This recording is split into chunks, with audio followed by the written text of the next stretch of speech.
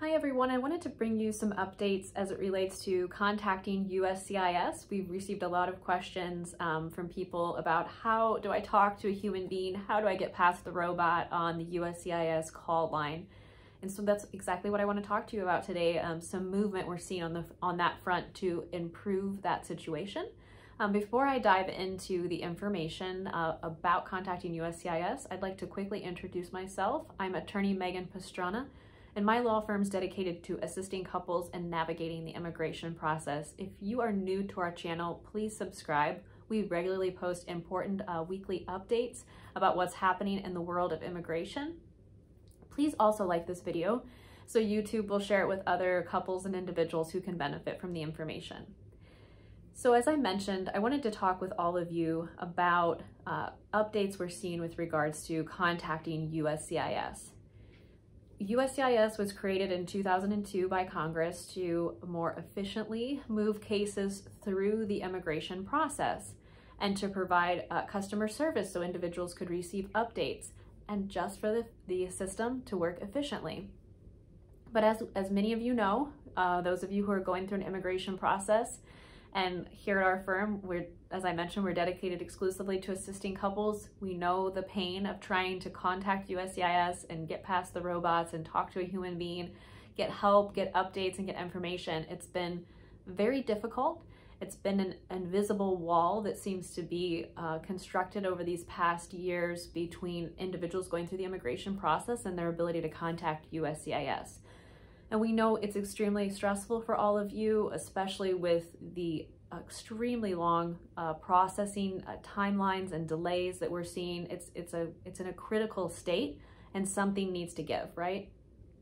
And so the good news, we always try to bring you as much good news as we possibly can, because we know it's very important for everybody to be optimistic and have faith through their immigration journey. And so the good news that I wanted to share with all of you is that American Immigration Lawyers Association, our attorneys are part of that organization. We contacted an American Immigration Lawyers Association. Many attorneys across the country have contacted the Ombudsman, which is basically an investigative body that can look into critical issues like we're seeing with USCIS and our inability to be able to get in contact with representatives at USCIS to get information in case statuses. And so AILA has gotten the Ombudsman to pay attention to this issue and have provided them with information about the changes that we want to see. And our firm and our attorneys have also provided information about the crisis level delays that we're seeing, the issues we're seeing with being able to contact immigration, and presented solutions and things that we want to see changed. So some of the things that we were asking to have changed is the ability for individuals to be able to contact USCIS and talk to an actual person to get updates about your case.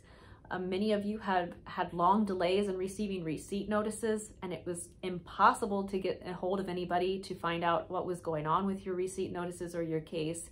And so we're asking that USCIS have a customer service line, again, a real functioning customer service line where people are available to answer questions. We're also asking for them to allow for InfoPass appointments to be more easily scheduled. InfoPass appointments, walk-in appointments, those used to occur more regularly. You used to be able to make those appointments online. You could go to a local USCIS office and get information about your case.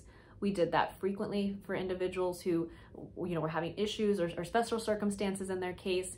And a lot of those tools have been removed. And now the process to schedule an InfoPass appointment for any of you who have had to do that on your specific case, it's a very cumbersome process to even get through to a service representative and then have to wait for a phone call back, and not everybody can be scheduled for an InfoPass. And so that's another thing that we're asking the Ombudsman that we've brought to their attention. We really want to see these InfoPass appointments started again, just more transparency on USCIS's part, and a better ability for individuals to be able to communicate with USCIS and for it to be a customer service based organization as it was intended to be, to more efficiently move cases through. And we are also asking the Ombudsman look at these crisis level delays and processing times that we are seeing across the board in all cases.